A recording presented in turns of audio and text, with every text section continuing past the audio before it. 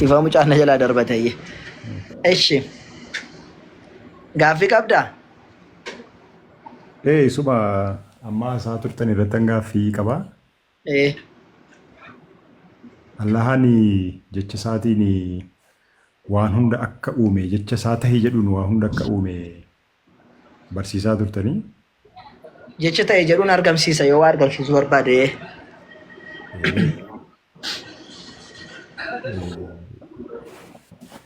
Jecha sanatu fakkeenyaa fi ardii fi samii uumeera. Lakki. Lakki kun dogongoraatti itti fudhatte akkas hin jenne nuti. Akka Islaamaatti miti akka Kiristaanaatti hin jiru kun. Simboo kan jettu meerreedha. Simboo kan shaawwarreettan mee warri wanni qabdan kan shaa'anaan nan barbaachisan barakallahu fiikum. Ustaaz osoo natti kennite xiqqoo aangoo wayii. Naa kenni mee as kenni siin yaalame. Qaal tokko dhiifama. Akka Quraanaatti miti akka macaafaattu samii fi dachii Yesuus uume ka jedhu hin jiru siin jechuu barbaade yookiin sagalee uume ka jedhu hin jiru. Yoo jiraate agarsiista inshaallah. Jechuun an akkas hin jenne. Jechuun ardiif samiin jecha Allahaa ta'ii jedhuun uumame. Jecha ta'e jedhuun argame. Lakki jecha ta'e jedhuun argame. Jecha Allahaatiin uumame osoo hin taane jecha ta'e jedhuun argameedha malee jecha Allahaatiin uumame hin jenne nuti. Dogongora kana dhiisa. Jechuun jechi sun kan eeyuuti. Jecha Allahaatiin uumame isiniin jenne jecha ta'e jedhuun argameedha malee. Jechuun ta'e kan jedhe sun eenyudha? Ajaja bar. Ajajaan argame jechuudha malee jecha Allahaatiin uumameti. Jecha ta'e jechuun ajaja bar. Fakkeenyaaf ati bu'i yoo jedhe jecha ta'e jedhuudha ajajadha. Bu'i kalaas jecha ta'e jedhutu ajaja rabbiitiin ta'e jechuudha malee ta'e jechuun ajaja rabbiiti banagaraachin laa. Ajaja rabbiitiin ta'e jechuudha banagaraachin naa deebinu.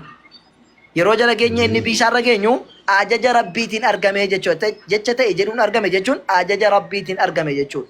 Malee jecha sanatu uume jechuu miti. Wanti argame suni jecha sana miti jechuudha. No, jecha sanas miti jecha sanaanis hin argamne. Jecha sanatu argamsiisa jechuu miti. Garuu asitti akka macaafa qulqulluutti Iyesuus jecha sana malee jecha sana yookaan sagalee sana malee isa ta'ii sanaan uumame sanaa miti jechuudha. Lakki isaan immoo jecha ta'e jedhuun kan argamedha. Eessa argatte waan amma jette sana? Lakki durumaan sagalee ture. Jechuun akka macaafaatti moo akka Quraanaatti naa himte amma? Akka Quraanaatti hin dubbadde. Akka Quraanaatti eessa jirame? Jecha ta'e jedhu inni jecha sanadha kan jedhu isaa fidde. Jechuun inni akka Quraanaatti tun ta'in Suuriyaa akka Wangeelaatti dubbadde. Akka Wangeelaatti Yesuus Kiristoos jecha sana dhaare? Jecha sanadha. Jecha Rabbiin biraa ba'e Rabbiin biraa silumayyuu. Yesuus jecha Rabbi biraa ba'e miti. Akka macaafaatti. Sagalee isaati wordiidha. Lakki sagalee Waaqayyoo miti Yesuus. Wordii Waaqayyoo miti. Akka macaafaatti akkas jedha. Akka macaafaatti mee agarsiisi. Jechuun kutaa Wangeela Yohaannis boqonnaa tokko irratti. Mee akka achirratti dubbisi. Jechadha inni jecha sagalee jecha Waaqayyooti kan jedhu agarsiisi mee. Sagalee Waaqayyooti jedhe tiize wordiidha afaan Ingiliffaatiin. Sagalee ture inni jalqabumayyuu. Jecha Waaqayyoo ture kan jedhu agarsiisi. Yohaannis irraa. Jechuun isin agarsiisuuf an deema rakkoon qabu. Jechuun Yohaannis boqonnaa tokko lakkoofsa tokko irratti jechuudha. Sagalee akka ture innumtuu sagalee isattiin Waaqayyo waa uumaa ture isa uumame sanatu hin ta'in innumtuu sagalee isattiin waa uumaa ture sanatu malee isa uumame sana akka hin taane jechuudha.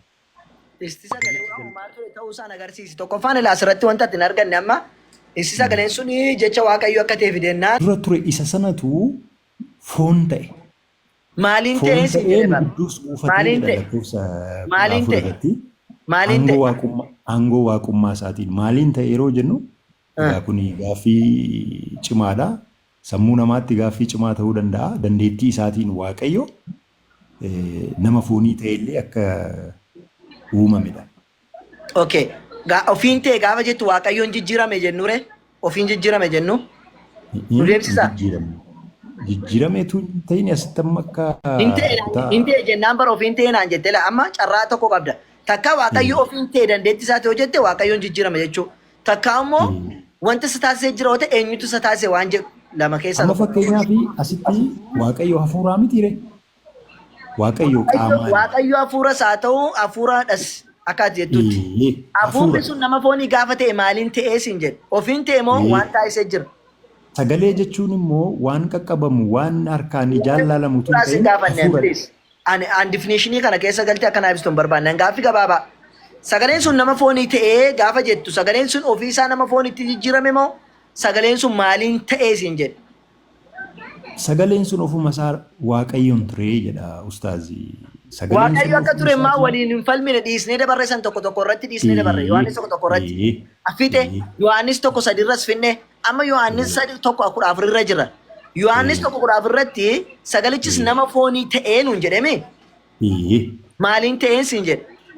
Okay, well, sagalichi sun ofuma isaatii waaqayyo ergii ta'ee waaqayyo dandeettii isaatiin foon uffatee gara biyya lafaatti dhufeedha. Foon uffatee jedhu ta'ee jedha. Inni uffateen jedhu foon nama foonii ta'ee jedha.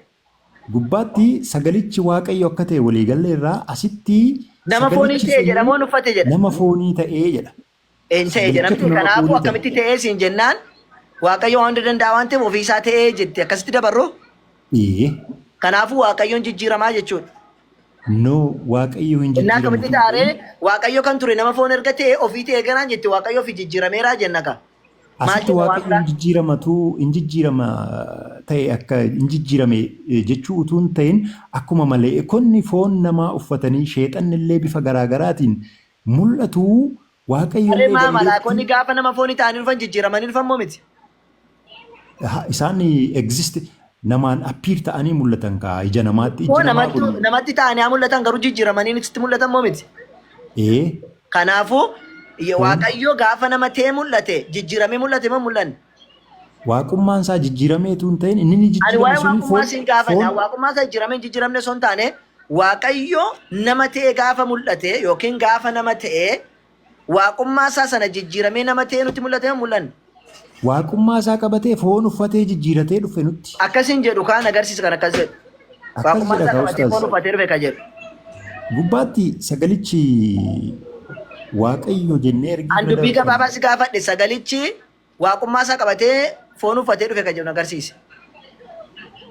Jechuun foon suni amma asuma irratti koo nutti himam sagalichi nama foonii ta'ee nu gidduus buufatee ulfina isaa isa ayyaanaa fi dhugaadhaan guute argines ulfinni isaas isa ilmi tokkicha abbaa isaa irraa argatu turee jedha. Gaaffiin qosameeti. Waaqayyo waaqummaa isaa otoo hin gadhiisiin nama foon uffatee dhufee naan jettee kan jiru agarsiisiin jedhan nama foon uffatee dhufuusaa.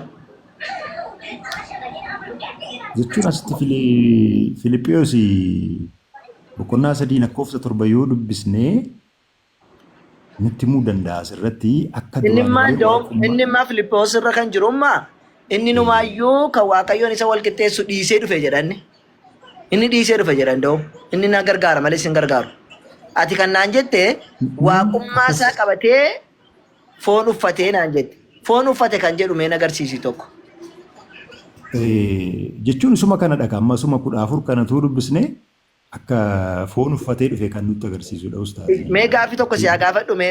Sagalichi nama foonii ta'ee jechuun kan foon uffatee jedhu nu ibsuu danda'a. Ta'e jechuun maali mee akka macaafaatti gaaffii gabaabaa ta'e jechuun maali akka macaafa qulqulluutti hiika meeqa qaba? Sagalichis nama foonii ta'ee jechuun. Ta'e jechuun hiika meeqa qaba mee natti himi akka macaafaatti. Akka Oromoottis obeekti akka seera lugaattis natti himi akka macaafaattis natti himi ta'e jechuun hiika meeqa qaba akka macaafa qulqulluutti. Yoo sana haala baattis immoo akka beektutti natti himi. Jechuun ta'e jechuun hin mul'atee jechuudha bifa fooniin kan dur waaqummaa qabu fakkeenyaaf kan dur waaqummaa isaatiin sagaleedhaan mul'ate jechuudha. Kan dur sagaleedhaan hafuuraan jiru sun foon uffatee foon ta'ee Naataan exist ta'ee jechuudha. Naataan please ani dubbii isa sirriin si gaafadha hin ta'e jechuun afaan Oromottis ta'e akka hiika macaafaatti hiika meeqa qabaa siin jedhe. Yoo qabaate immoo kana qaba kana jechuudhaan aan jedhin mul'ate jechuudhaan takka nageenya dikshinari irra siin jiru wanna irra siin jiru. Jechuun ta'e jechuun kan duraan hin ta'in Ishi ta'uu yookaan mul'achuu jechuudha. akka Kanaaf macaafaatti si hiika sadiin sii kenna. Sadan keessaa tokko fudhattee natti himta tole. Akka macaafaatti hiika sadii qofa qaba. Tokko ta'e jechuun hin uumame jechuudha. Fakkeenyaaf seera uumaa boqonnaa tokko lakkoofsa sadii irratti Waaqayyo ifni haa ta'u jedhe ifni sin ta'e jechuun ifni sin uumame jechuudha. Akkasuma kanaafuu hin ta'e kan jedhu hiikni asitti hiikni isaa maal kennaa hin uumame jechuu kenname tole. Akkasuma immoo boqonnaa 14 seera keessaa ifni suni asitti ustaaz ifni suni sagalee yookaan jecha rabbiitiin uumame malee ifni sun ofuma isaa sagalee rakkoon miti. qabu waan fedhe naa uumamu rakkoon qabu garuu Ifichi sagalee miti garuu ifni ta'e jennaan hin ta'e ifni hin ta'e jechuun maali? Kanatti ifni hin hin uumame ta'e jechuun hin uumame bakka kanuma barbaade waan biraa miti waan fedhe naa uumamu waan fedhe naa ta'u garuu hin uumame hin ta'e jechuun hin uumame jechuudha. Wanti hiikni tokko asitti galatoomi tokko jedhe. Lammaffaa seera Zatsaat yookiin seera ba'uu boqonnaa 14ffaa keessatti uleen Musee bofa ta'ee jedhe. Maal jechuudha hiikni isaa? Uleen jechuun hin jijjiiramee jechuudha gara bufaatti. Hiika lama argannee jechuudha. Tole. Fakkeenyaaf raajii Naahom keessatti Waaqayyo waan waadaa abbootiidhaaf gale hin ta'ee jedhe. Maal jechuudha hiikni isaa? Hin raawwatee jechuudha asitti. Galatoom. Macaafa qulqulluu keessatti kana sadii qofatu jira. Tokko hin raawwatame. Kontekstuwaaliidha gaa ustaazii. Kontekstuwaalii kana keessatti wanti ba'oo jiraate naa kenni rakkoon qaba akka macaafaatti nan fudhadha. Hiika sadii qaba tokko hin raawwatame jechuudha. Lammaffaa hin uumame jechuudha. Sadaffaa hin jijjiirame jechuudha. Hiikni ta'e jedhu kana ala hin jiru macaafa qulqulluu keessa. Seera uumaati amma mul'ataatti natti agarsiisuu dandeessa. Kana sadan keessaati kamiin fudhattaati? Sagalichis nama foonii ta'e gaafa jedhu kana sadan keessaa tokko filadhu natti himi. Kana sadan keessa lakkee adda hojjettes fidin agarsiise rakkoon qabu ragaa wajjin. Jechuun amma asitti ifaadha ustaazii. Sagalichi nama foonii ta'ee yeroo jennu foon sanatu hin dhalateedha amma foon suni. Eessaaf hin ta'e jechuun dhalate jechuudha ka jedhu. Jechuun kontekstuwaalii hiikaman jenneere akka. Kontekstuwaalii gaafa ta'u bar kontekstuwaaliin tokkoffaa seerri lugaa afaan Oromoo keessaa ba'uun qabu. Lammaffaa immoo ana laqal baayibilii keessatti hiika akkasii hin qabamoo hin qabu wanti jedhu yoo jiraate sirraa fudhadha. Hiika akkasii kan hin qabne yoo ta'e fudhachuudhaan danda'u jechuudha. Amma waadaan sun hin ta'e yeroo jennu hin raawwatee jechuudha jennee ramtiire hin raawwatee hin jedhu hin ta'e jedha kontekstuwaalii nuti baayibilikaalee kontekstuwaaliidha kan nuti hiikanne asittis foon sun akka dhalate bakka biraatti nutti meera foon sun Maatiyos keessatti illee mucaan akka dhalate dubbateera sagalichis nama foonii ta'e yeroo jedhu foon sun akka dhalate foon sun immoo eenyu akka ta'e foon sun Iyyesuusidha. Iyyesuus immoo maal akka ta'e boqonnaa Yohaannis. Nama foonii ta'e jechuun amma hin raawwatame jechuudha moo? Hin dhalate foon sun hin dhalate jechuudha. Foon suni hin dhalatee jechuudha hin ta'ee jechuudha. Sagalichis nama foonii ta'e. Kana taanaan gaaffii tokko si kenna rakkoon qabu ishee kana gaaffii si kennee obboleettii keenya beetii bira dhagaa gaaffii dhumaas gaafadha. Sagalichi hin dhalate yoo ka jettu taate sagalichi Waaqayyo ture Waaqayyoon dhalata. Sagalicha miti ka asitti ustaas sagalicha miti sagalichi jalqabumaa Waaqayyo. Hin dhalate naan jetti sagalichi nama foonii ta'e jechuun sagalichi hin dhalate jechuudha jaarta bara. Foon ta'ee jedhe asitti foon. Ikkoo foon ta'e jechuun maal jechuudha? Foon ta'ee jechuun foon sanatu dhalatee jechuudha. Foontu dhalate moo bar foontu dhalate siin jechaa hin jiru sagaleen nama foonii ta'e siin jechaadha malee. Foontu nama sagaleen nama foonii ta'e. Foontu nama ta'e siin jedhe ishii foontu dhalatee jenna. Sagaleetu nama foonii ta'ee siin jechaadha bar macaafni. Sagalee sanatu yookiin waaqa sanatu nama foonii ta'ee siin jechaadha. Kanaafuu sagalee sanatu dhalate yoo ka jettu taate Waaqayyo hin dhalata. Sagaleen kun maal akka ta'e boqonnaa tokko lakkoofsa tokko irratti maal akka ta'e hubannee dhufne ragaa ammaa. Waaqayyo waliin jenne bara lakkoofsa tokko irratti miti. Sagaleen sun Waaqayyo hin jenne. Sagalichis Waaqayyoo jedha. Hayyee sagaleen suni jalqaba sagaleen sun jalqaba waan hundumaa ture miti. Achi Waaqayyo bira ture miti. Sagaleen sun Waaqayyo miti. Hayyee Waaqayyo abbaa moo Waaqayyo ilmaati. Sagal egaa kuni Waaqayyo. Sagaleen sun Waaqayyo abbaa moo Waaqayyo ilmaati. sagaleen kuni waaqayyo abbaa isa waan hundumaa ittiin uumudha. Galatoom. Sagaleen sun waaqayyo abbaatee jechuudha mee? Sagaleen kuni ofuma isaa waaqayyoon bira turee jedha jalqaba ture. Ko sagaleen sun waaqayyoodhaan aan jenne waaqayyo manaan jenne sagaleen sun. Kanaafuu sagaleen sun waaqayyo isa kami waaqayyo abbaa moo waaqayyo ilmaati? Sagaleen kuni isa kan waaqayyo ilmi ittiin dhalate isa wanti hundinuu ittiin uumamedha ustaaz. Isa waan hundumtu ittiin uumame isin jennaan sagaleen sun waaqayyo ofiiruma isaatiin aan jette amma waaqayyo isa kam akkatti akka adda naa baaftu sagalee waaqayyo abbaadha moo waaqayyo hafuuraati moo waaqayyo ilmaati?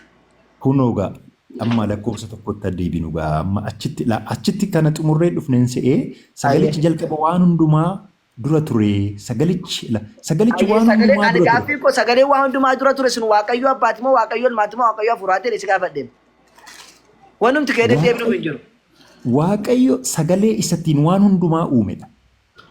Ikkoo sagaleen sun waaqayyo ture kan naan jechaa jirtu waaqayyo abbaa moo waaqayyo ilmaa ture sin jechaadha sagaleen sun. Waaqayyoon ture innumti ofiisaa. Waaqayyo isa kam waaqayyo abbaa moo waaqayyo ilmaa? Waaqayyo ilmi kooyi ergii dhalatee booda ilma kan. Ikkoo waaqayyo abbaa ture jechuudha reeshee ilmi yoo ta'e moo abbaadha naan jedhe moo hafuura ture? Ilma waaqayyo karaa ilma isaatiin ammaddee kutaadhuma Yohaannis kana keessatti yeroo xiqqoo ishii saaraa galfitti xiqqoo ishii itti yaaddee dhuftaa daqiiqaa lama sadii beetii dubbise sitti deebi'a. Haa ta'u ishee. Amma sitti itti yaadee ishee rakkoon tokko hin jiru.